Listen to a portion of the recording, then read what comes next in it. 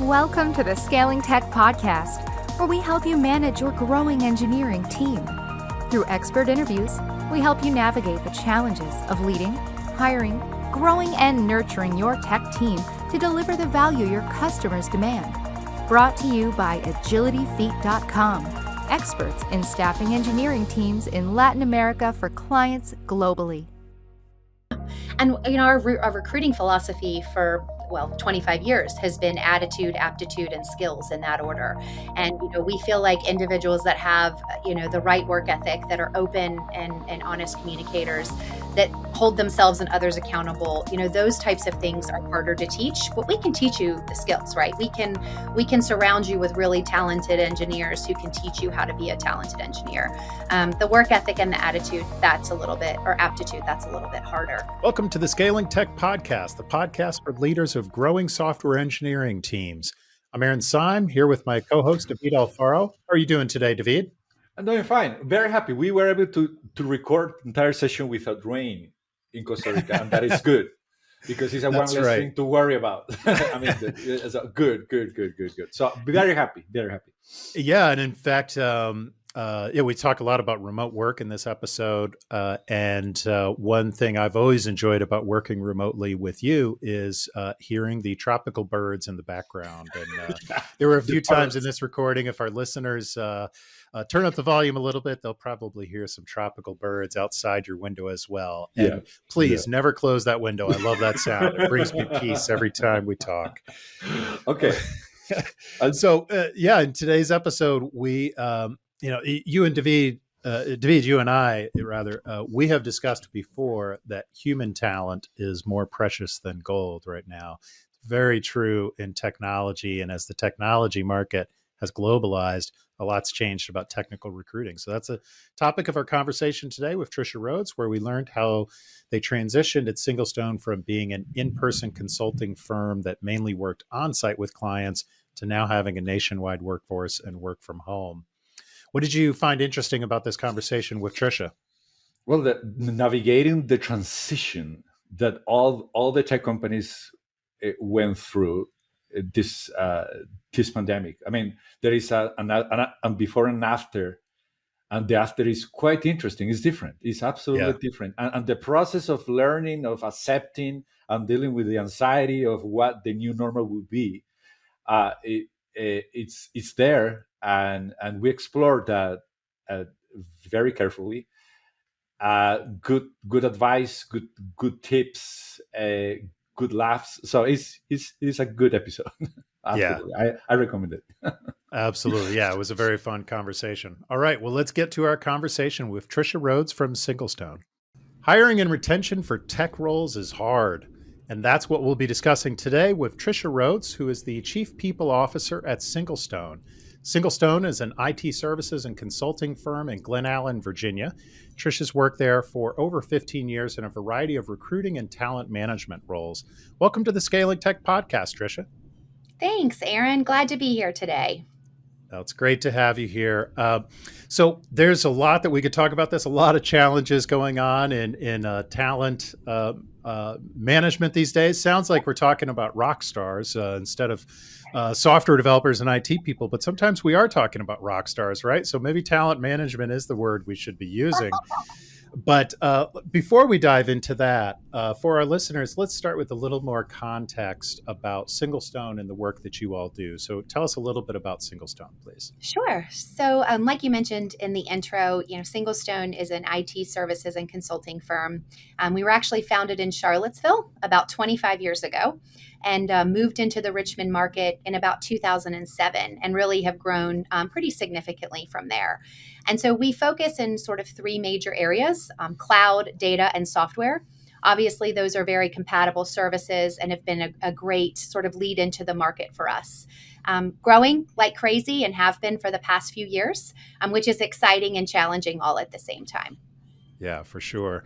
So with that growth and especially in the context of the pandemic, what has that journey been like the last few years, and how has the pandemic affected your work model, the way that you work, as well as your hiring model at SingleStone? Sure.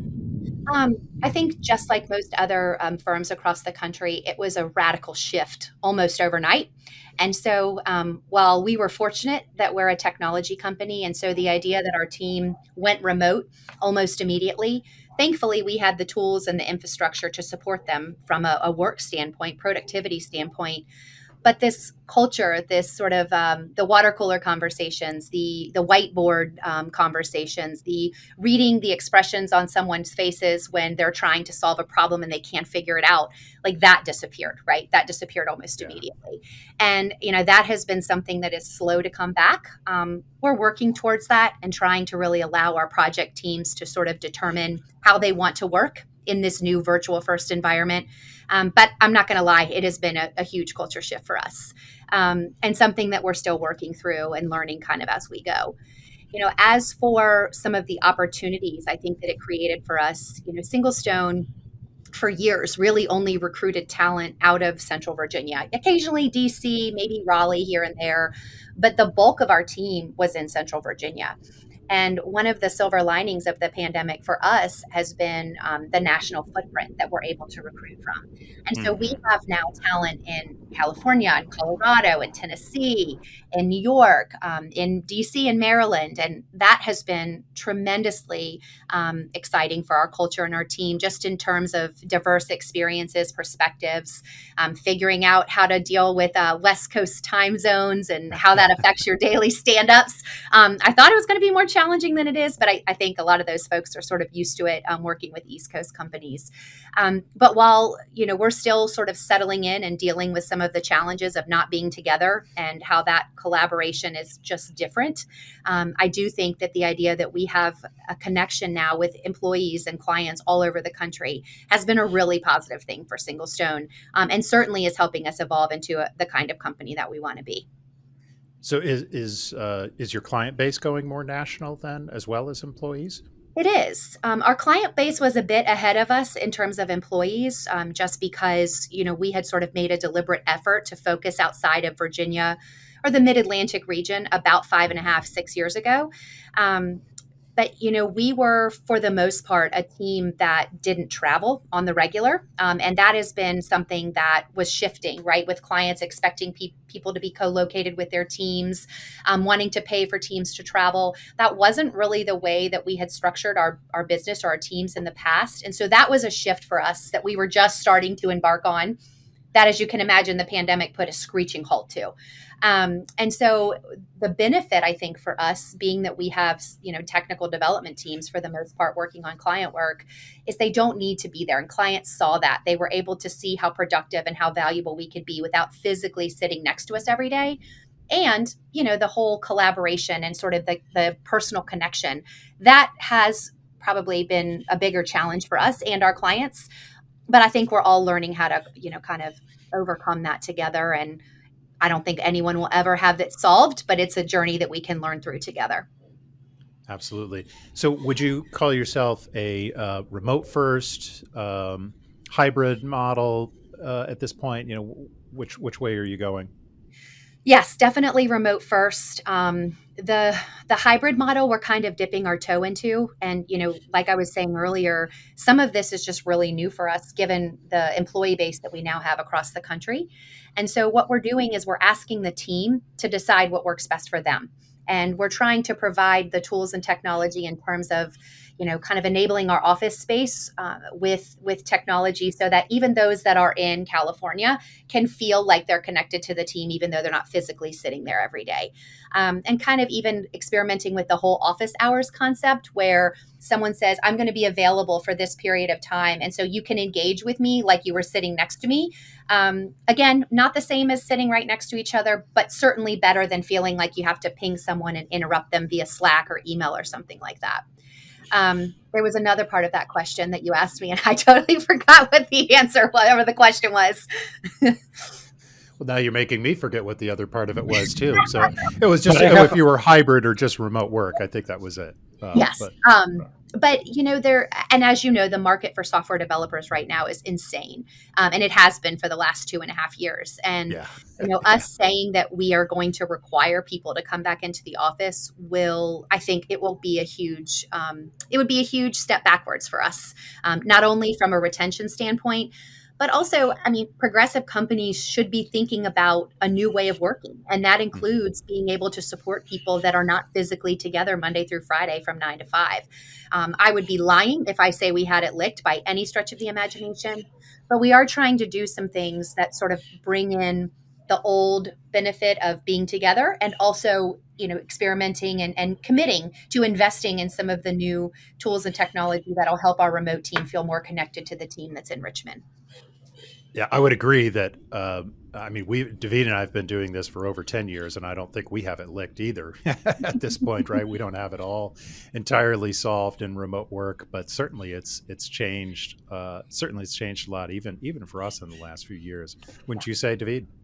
Yeah, something that was a very important turning point in our experience years ago was when we decided to wet our toes with one person being remote. Yeah. Mm-hmm. That was massive for us. Like, wow! It's so, I am so afraid, but I need to do this because I don't have any other option. So it was very scary, but it opened our minds to a new continent. So, do you have that experience? I mean, what was the moment where you guys tried to do it for the first time? How was it? Oh, scary as shit is what it was.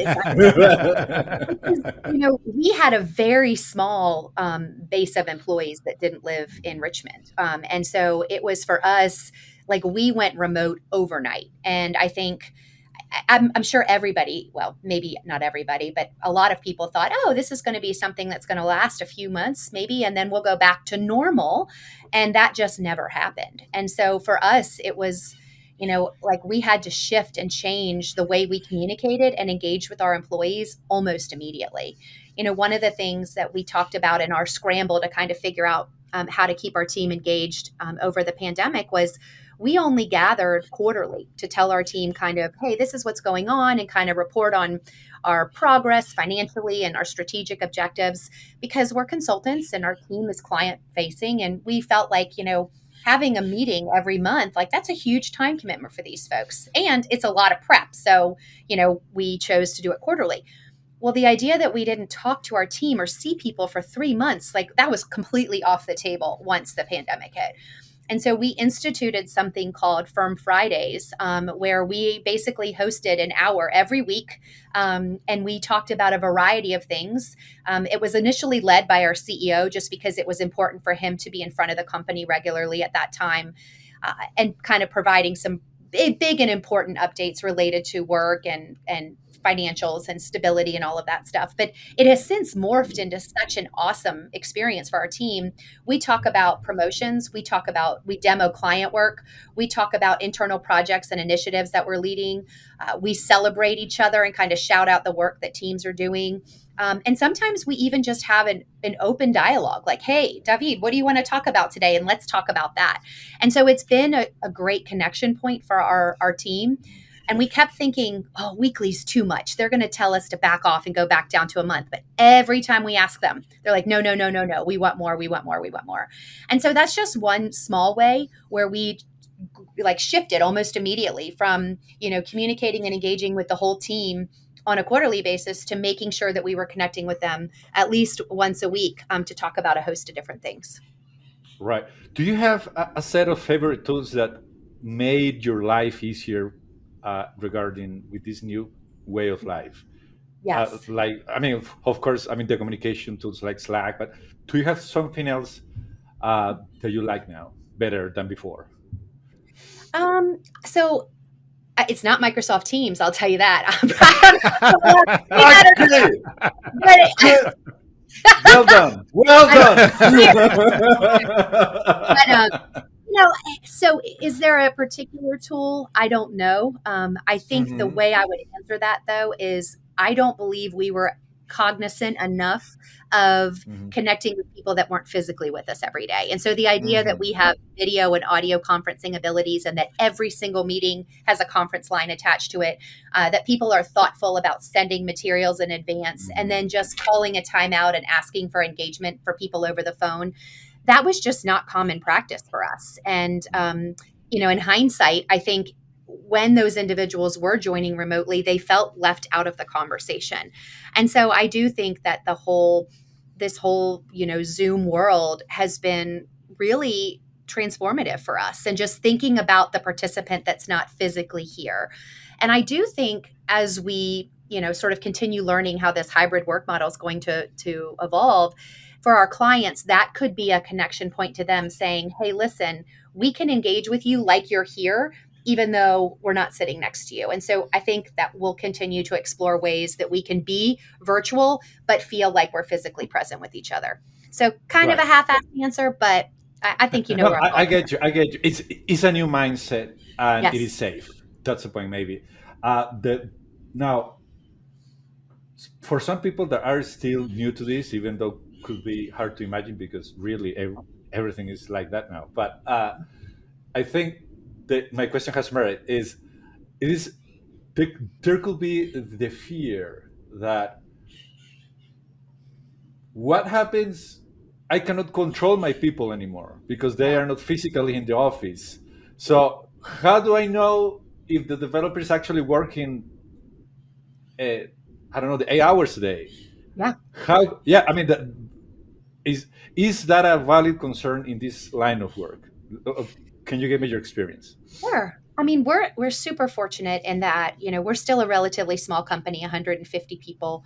And we have an extremely high bar for engineering and just consulting talent in general.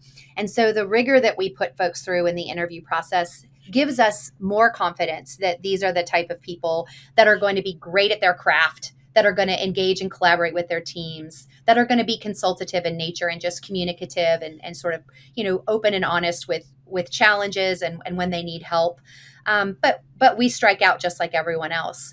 I think what I found over the course of the last 2.5 years is the less experienced developers have had more challenges than sort of your veteran developers. And so when you're hiring someone who's earlier on in their career and maybe doesn't have the same foundation that a 10 or 15-year software developer veteran would have, they need more support. That whole idea where someone's got their head in their hands and just doesn't get it, you don't see that when you're not together all the time. And I think it's intimidating to come into an environment where these software engineers and these consultants are so smart and they're so good at what they do, to raise your hand and be like, hey, I need help, I'm not getting this. And so I think where we've seen people sort of kind of fade into the darkness or get really overwhelmed and then just not pull their weight, a lot of that I think has been on the less experienced side. And I do think some of it, not all of it, some of it is just work ethic and attitude, but also some of it is just, I think, not being able to keep up, and that's really difficult to manage when you're by yourself alone, and would be easier to manage if you're sitting in a team next to people. I think you're right. In our case, what I've seen, I mean, to complement what you've said, what I've seen is that in this particular line of work, I mean, software engineers, um, they because I am a software engineer, although I do other things now, but uh, in general, you can trust that they are working, that they are actually working. I mean that Yeah. it is, and the measure of that is, are they delivering Yeah. results on time? And well, software development is something like that, and sometimes is the brilliance comes in the first 2 days of the sprint, not the whole sprint is needed to solve something, and that happens, and sometimes it's the other way around. Yeah. But I think that finding, and you are absolutely right, finding the right person means also finding the person that has the personality to take care of him or herself in terms of mental health. I mean, get up by yourself and go and do Yeah. some jogging and come back and Yes. that kind of thing. But also it is so good to feel that you don't need to have someone breathing on their necks for them Yes. to do the work. Yes. So, and that comes after a nice recruitment process. Is Yeah. you determining those important things that make a person responsible and self-disciplined, so they can work remotely. Yeah. And, our recruiting philosophy for, well, 25 years has been attitude, aptitude, and skills in that order. Mhm. And, we feel like individuals that have, the right work ethic, that are open and honest communicators, that hold themselves and others accountable, those types of Right. things are harder to teach, but we can teach you the skills, right? We can surround you with really talented engineers who can teach you how to be a talented engineer. The work ethic and the attitude, that's a little bit, or aptitude, that's a little bit harder. Um, One thing, because I don't want to suggest that we're not interested or learning how to support less experienced developers better. Right. We're kind of right now experimenting with this plus one concept, which is something that's maybe a lot of larger firms can easily do, but we're doing now kind of for the first time, where if a developer comes to the team and they're newer and less experienced, we will pair them up with a senior engineer for, let's say, 8 to 12 weeks, and they will not be responsible for actually writing code, but they're responsible for sitting next to that other engineer, sitting next to them, and kind of working alongside them every day. And I mean, I think, I'm not an engineer, that whole pair programming concept, I think the difference for us is we take the delivery pressure off of that person. So it's like you get a ramp up time. You can learn and you can ask questions because you're actually doing work with that person every single day. And so while the more senior engineer might be responsible for actually, submitting the code, they're working with someone, or they're teaching someone and working with someone who's kind of learning that along the way. And that may not sound like a big deal, for some companies, but again, for a small consulting firm, that's a revenue generating engineer who we're investing in because we want to help them be successful. And we weren't doing that, in the past. And I Right. think that, we've realized it's so important for us to build out our base of consulting talent. And that means we're going to have to invest in their learning and development. And so this is just one way that we're working on it. And I think we're a few engineers in, and it's worked a whole lot better than last year when Right. I was like, "What Right. do you mean you went to California for a week and didn't bill your hours? What are you talking about?" Right. Right. Right. I, I'm sorry. Go ahead, Aaron. Go oh, ahead. sorry. Yeah, that really resonates with me, Tricia. And I think because I think it is true that the early developers, younger, less experienced developers will struggle more with that learning because, sort of like David said, you don't have to worry so much about a developer working. I definitely agree with that. Um, but sometimes you do have to worry about, are they working on the right Yeah. thing, or are they Mhm. working with the right maybe the right focus, right? Especially when you're a less experienced developer, it's very easy to go down the rabbit hole of trying to solve a technical problem a particular way, and just you just keep digging that hole deeper and deeper, and you need that pair, you need that plus one, as you said, to kind of help you lift your head and say, well, why don't we approach it a different way? Let's look at this problem from a different angle. And I really like that.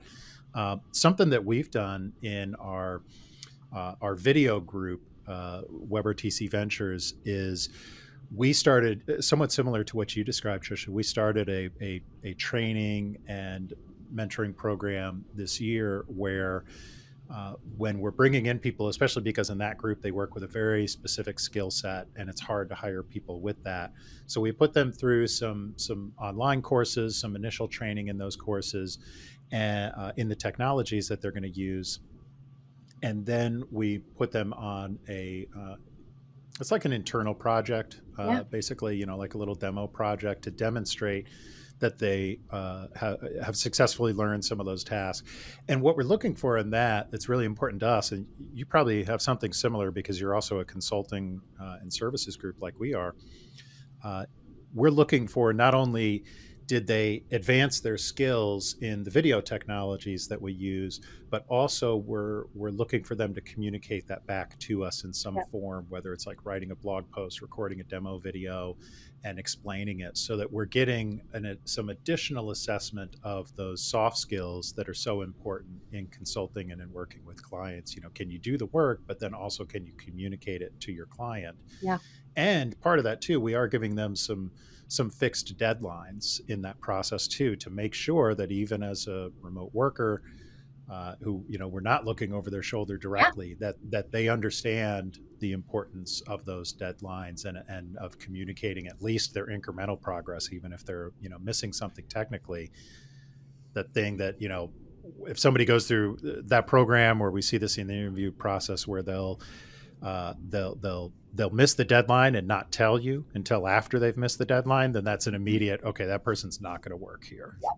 They're not going to work in our team. Our clients will relieve them of their duties very quickly if that's their attitude, right? You have to have that professional maturity in remote work, especially, to be able to say, hey, I'm halfway to the deadline and I am not halfway through progress, and here's some obstacles I'm running into, and having some heads up that things may not be going well long before the deadline is really, really important. It is in software development in general, but especially in remote work. Absolutely. Have you Tricia, have you gone through I loved when you said, and you listed the hierarchy of values when you're assessing someone, right? These are our values. They're well thought. We put a lot of effort in defining these values, and we want to see if a new person is going to be a good match with those values. And that exercise is so valuable. It really, the whole day we were talking this, Arin and I, in different conversations, but how those values manifest in action, in reality. Yeah. Because sometimes, especially for the younger people, they don't know. These are our values as company. but how? Can you give me 3 examples for each? How those manifest, right? And that, the part of I don't know if educating is the right word, but making clear this is the way we behave is so important.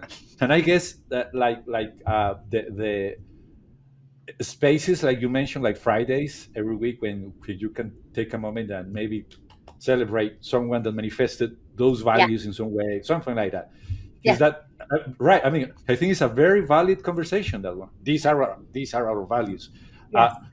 How in your company you promote and cultivate those values? Sure. And it does. It starts in the recruiting process. The fact that we declare attitude and aptitude as 2 of the sort of more important than the skills coming in.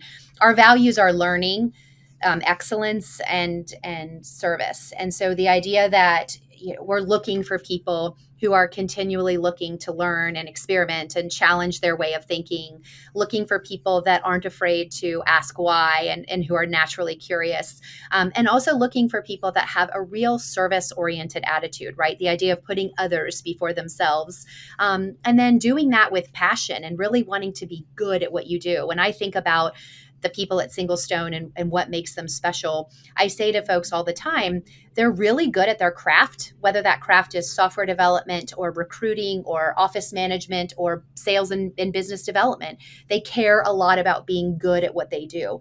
And then on top of that, they want to be really strong teammates, and they want to deliver for the client, and they want to just do more than, kind of what's expected of them every day. And because we set that expectation in the recruiting process, it's really easy then, well, not really easy, easier for us to hold people accountable as we kind of go through that whole employee experience. And we do every Friday celebrate individuals that are living our values, and we call them out and we recognize them with a financial incentive, just to say, hey, listen, we see you, we value you, and we appreciate you. And we actually don't let Living the Values Awards go to teams. It has to go to an individual, not because teams aren't delivering awesome value. We can shout out teams all the time, but we really want to elevate the individual contributions and how that contributes to the whole. And we feel like that's more meaningful to do if it's just an individual nomination. Another thing we do is when folks get promoted, it's not just like, congratulations, David, here's your new role. Managers actually write up kind of a bio, kind of, for lack of a better word. And we talk about how you've advanced technically. And then we also talk about all of the other contributions that you've made to the firm and to building a team and to being a technical leader. And so Right. you get a story around what is it that makes this person eligible for that next level, so that people really see, oh, wow, yes, their technical skills are extremely valuable. And these are all of the other things they're doing that are connected to SingleStone's vision and values that make this person kind of a candidate for promotion. Love that. And then last, and certainly not least, we actually have a project feedback mechanism. And so obviously, as a consulting firm, our developers are working on project teams all the time. So your manager doesn't really know how you're doing outside of the feedback they're getting from the technical lead and the project lead. And so our surveys go out every quarter. There's an internal retrospective that is discussed. It's just for the team, that talks about what you're doing well and where you have opportunities to improve. And then every team member actually rates their colleagues on their delivery. So are you doing what we need you to do, to the quality that we need you to do it? And then all of the other questions, I think it's 7 questions. So 2 are craft related. And then the other 5 are, do you do what you say you're going to do? Are you a teammate that I enjoy working with? Do you deliver on time? Do you ask questions? Are you curious? So it ties back to our values, and then individuals get feedback along those lines. And so it's not perfect by any stretch of the imagination, but it's helping us reinforce what's most important at SingleStone on a regular basis in the setting that our team is sort of in and day out. And I think that's very important for the recruiting process. When and maybe I can choose could be my segue to the thing I like very much in my work is when I do the sales pitch, but for a candidate. Right. I mean, that part. I mean, like, I like to think that we have 2 sales pitches at least. I mean, for new clients, but also for the candidates, because now the candidates, the relationship between demand and offer is tilted toward the benefit now, and part of the process is, although there is an evaluation process, a very strict evaluation process in this side of the conversation. The reality also is that they deserve also the space for their evaluation on what we are and what we do. Absolutely. And that explanation of the values, I think, comes first. I think always so let me go there. So what you think has changed after the pandemic regarding that sales pitch that you give to the candidate in this back and forth process of evaluating them and then evaluating the company? Yep. What have changed? I think the biggest change for us, has been, I would say to folks, come into the office and meet the team and experience them live. And it will make you feel like it's a place that you want to be, or you'll run like hell out the door and you'll never look back. But Right. that energy, the idea that you're walking past rooms and teams are whiteboarding, and you see, that there's a cross-functional team. It's not just a bunch of developers with headphones on banging on their keyboard, that people are alive and that they're talking and that they're laughing. There's an energy there.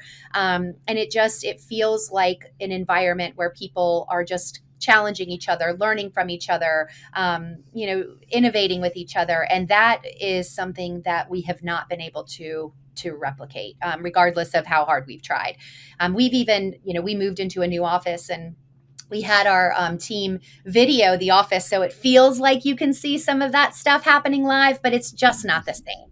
And so to me, that's been the biggest thing that I've missed, and I think the team has missed, is that we just haven't been able to replicate that kind of experience. And you all know, as veterans in the industry, good engineers want to work with other good engineers, and you can have a technical conversation and you can do a technical assessment, and there's some banter that goes back and forth, but when you get to see people working together, it's powerful, and it's exciting, and so that is the piece that is still missing for us. And that, if you have any suggestions on how we can replicate that, my friend, I'll take all the help I can get.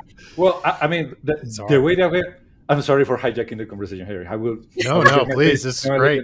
But it's, something that I found very important is that before wasn't that important. I mean, in our field of action, right? But which is not the same as yours, although the concepts are the same. Is that in our field of action, something that before was less important, but now is vital, is the person that is doing the recruiting becoming the best ambassador for this company. Yeah. So that's why I now say I have a sales pitch. Sure. and the sales, but a good sales pitch in the sense that we start with the values. We start with why we are so spectacular, why we live so much in this concept, in this company. A message, some kind of manifestation from the CEO, that kind of thing, like, hey, this is important. Thank you for participating in this process. Yes. I mean, this is important for us, and explaining why it's important, why this job is important, what this specific job position is so important, and we feel the honor. I say this very often. It is an honor for me to be in front of an intelligent mind that is considering us for this position, for spending some years of their lives with us. I love that. But see, the message is different, because in our case before it was just as easy as saying, "Oh, you're going to pay a lot." Done. That was easy. But now it's not. Are you hiring? No. See, so the conversation is way more towards it's about brilliance now. It's about this has a meaning. This means something. And something that I'm taking from what you say, and I appreciate, I'm going to take notes here, is about you're going to be among the brightest people, and you're going to take the notes. Thank you for sharing. Yeah. It's good. It enriches my sales pitch. Our CTO, Ryan Shriver, who I've worked with for all 15 years that I've been at SingleStone, he said something a couple years ago, and I was like, "Oh, that's brilliant!" And I'm going to talk about it in the recruiting process. He's like, "Our commitment to you is that you're going to leave here a better engineer than when you got here." I love it. If that is something you can commit to and stand behind, like, we're doing something right. Yeah. No, I love that. And I want to emphasize this when I say I love it, and I say sales pitch. I want to clarify something that sometimes is not clear. Is that we mean what we say. We are not manipulating people here. I mean, we are persuading towards a good thing. and what you say is that you're going to leave a better developer than now. So that is the truth. We actually believe that, and we've seen the facts that supports that claim. And I think that is the important thing. People are looking for transparency. Yeah. They matter. I mean, are you going to care about me, yes or no? Because I have other options to consider. Right. Yeah, it's not about the money anymore, and they're definitely developers are shopping around a lot more than they used to. Yep. Certainly, we see that as well. So, yeah, I love this. I love making that extra connection with them about the things that they really value in that process. I also really like how the write-ups that you talked about earlier, Tricia, when someone is promoted. Is that something you were doing before the pandemic, or that's something that came about through remote work? Because I see a lot of value for that in remote work in particular, right? That's something that we've always done. I say always, at least for the last 10 to 12 years, because there was a big mystery around the promotion process and just people not understanding sort of what it took to move from point A to point B.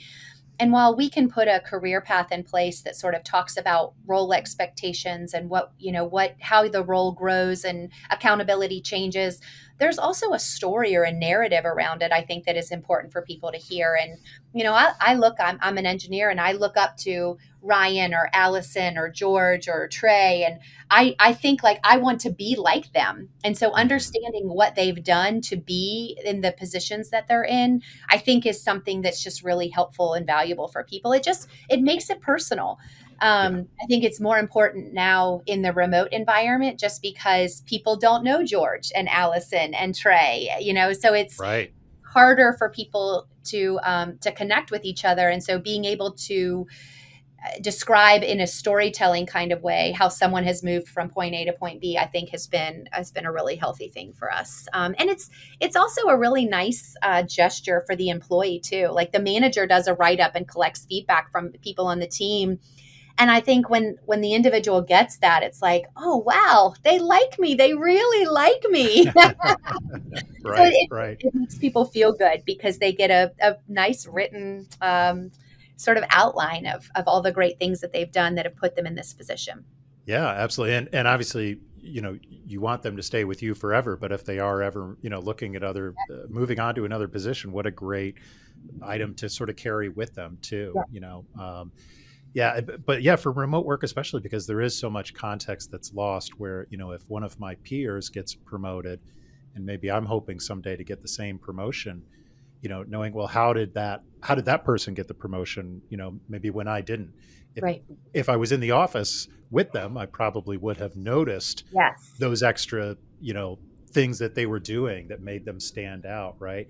But I'm not going to catch that context remotely, perhaps. So yeah, I love that. I love that. That's definitely something I want to take from this conversation and implement myself. That's a great idea.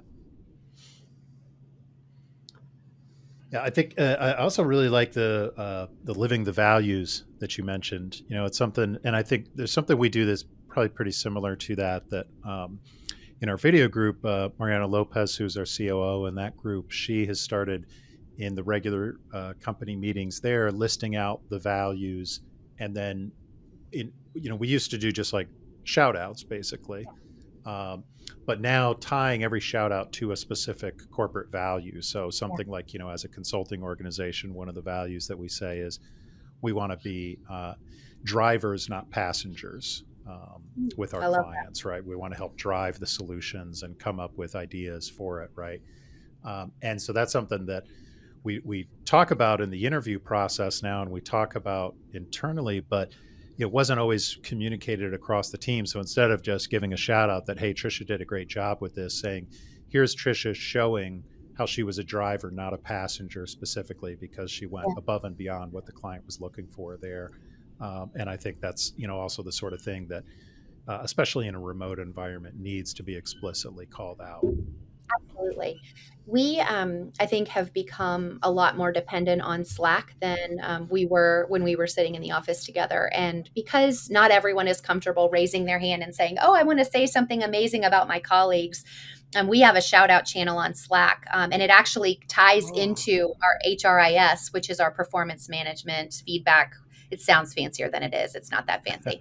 But it basically, you can tie it into Lattice, and then you will have it in your record, so to speak. Your manager can see it, but the team also gets a notification that's like, Arin's doing an amazing job. He's living our values of pursuing excellence and serving passionately, and it tags to the values. It goes out to the entire team, and then it gets sort of automatically loaded into your personnel file, for lack of a better word.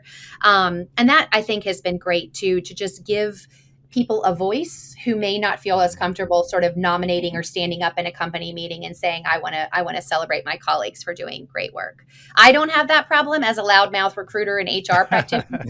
Lots of engineers would prefer to not have to ever stand up in front of the room and talk to anybody about anything. Yeah, absolutely. I have I think time is running out, but so for my part, I have one question to ask about. I want to hear your insights or your prediction of where. Let me characterize where we are. I mean, so we are right now in a complicated process, transformational process of humankind where every single company, every new company that's going to be, I mean, most of the new companies will require software development in some sort. So and that is growing exponentially, and the growth of software developers available is at the being optimistic linear. Definitely not exponential. Right. So what you see happening in the next 10 years about that crisis, because this is a crisis. Yeah. So what do you think happening in the world? So if my prediction ends up being right, $1 million is going to be what I'll ask for. If it was wrong, anyway,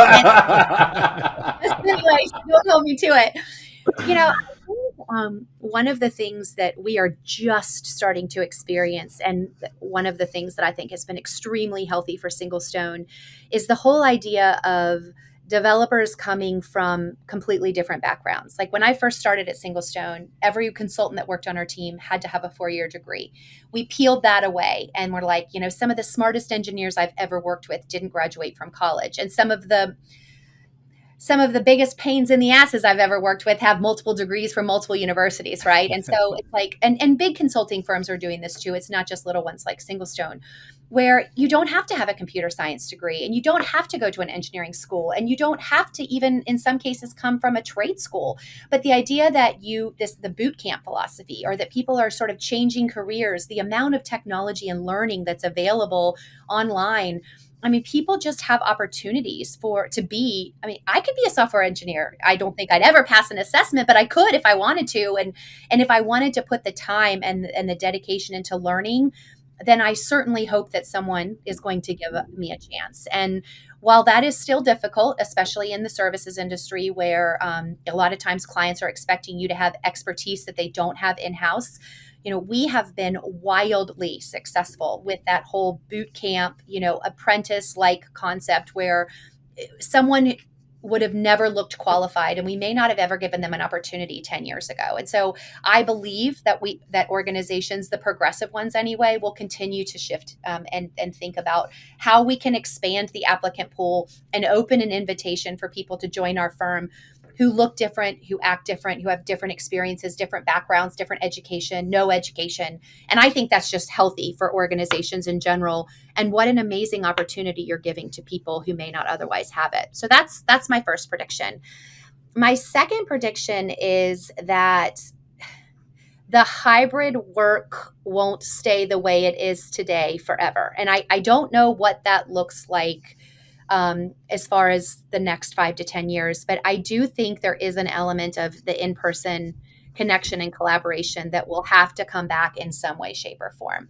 And I don't think it will ever be 5 days a week. But I do think the idea, even if it's on a monthly or quarterly basis, that teams are coming together to connect, to talk, to challenge each other, to look each other in the eye, to shake hands, to hug, that has to happen at some point. And, we, again, is just really dipping our toe in this water.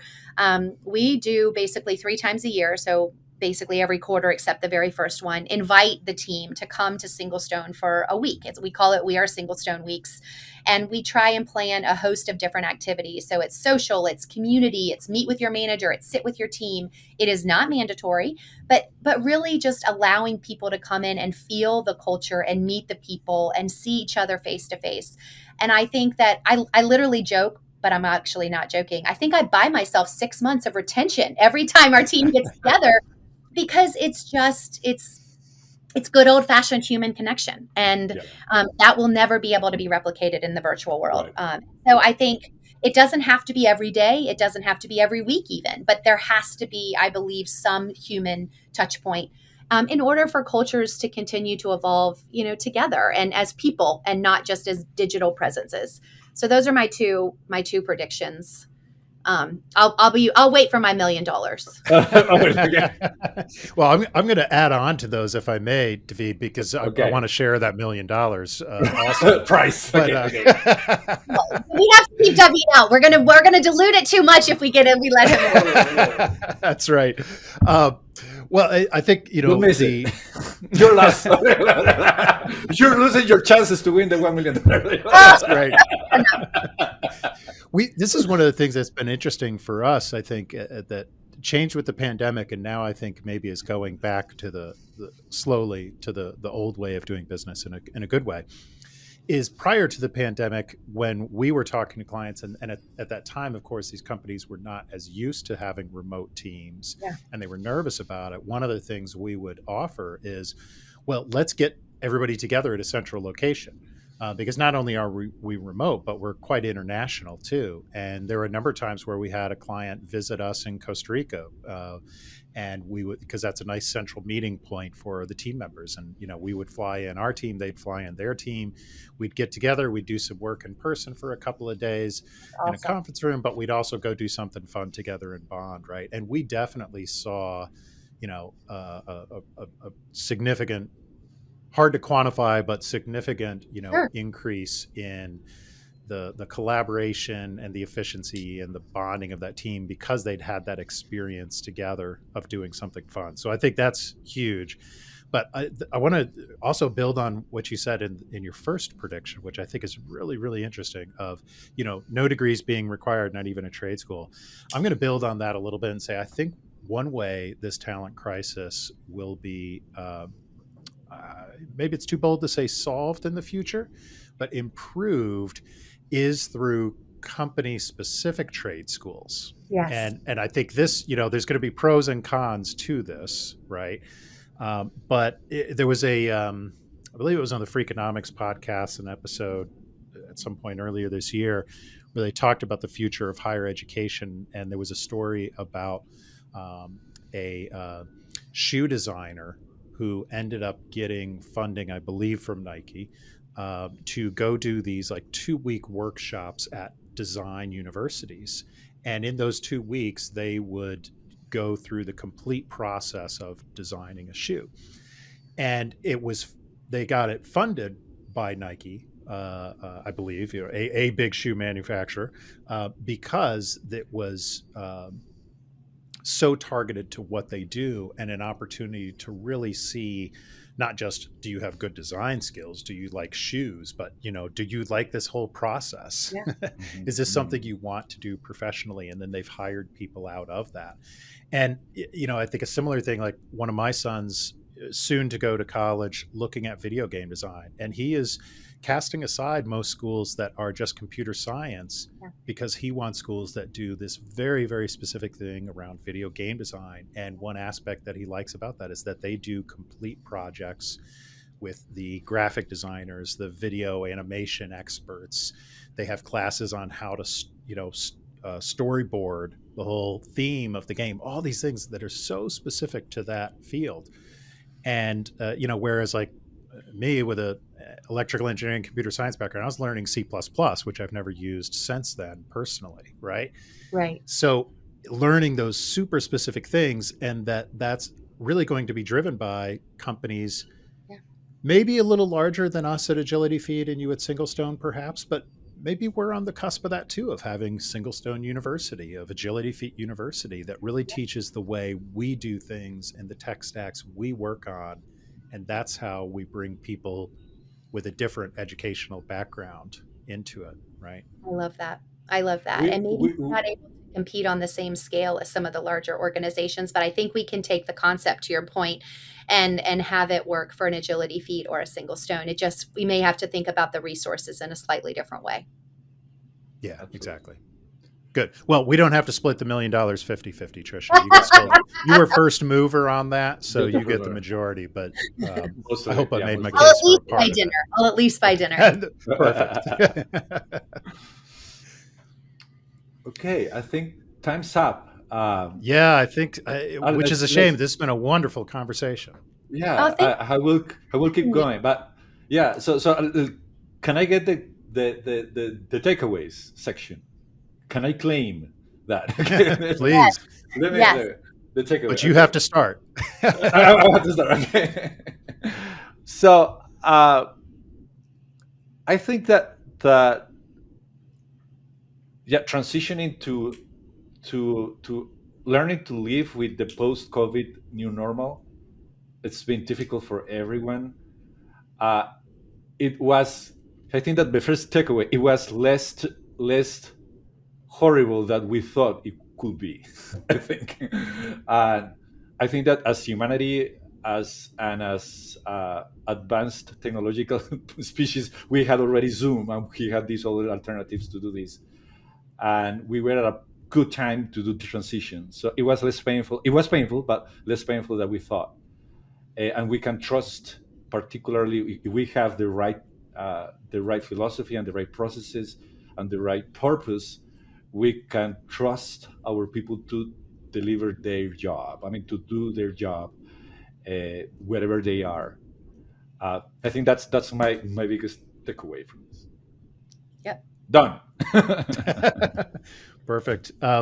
I'll say for me, one of the things I really liked is I've said a few things already and that I'm taking out of this conversation, but one thing I wrote down as soon as you said it, Tricia, was the attitude, aptitude, skills ranking in the conversations, and I think that's something like we've done kind of intuitively, but I really like the way that you say that, and having that easily digestible format that we can, as we're growing and people besides David and I are doing the interviewing of candidates, something that helps express to them what you should be looking for in the candidate. And it's not just about the best university or the most number of years experience in a particular technology.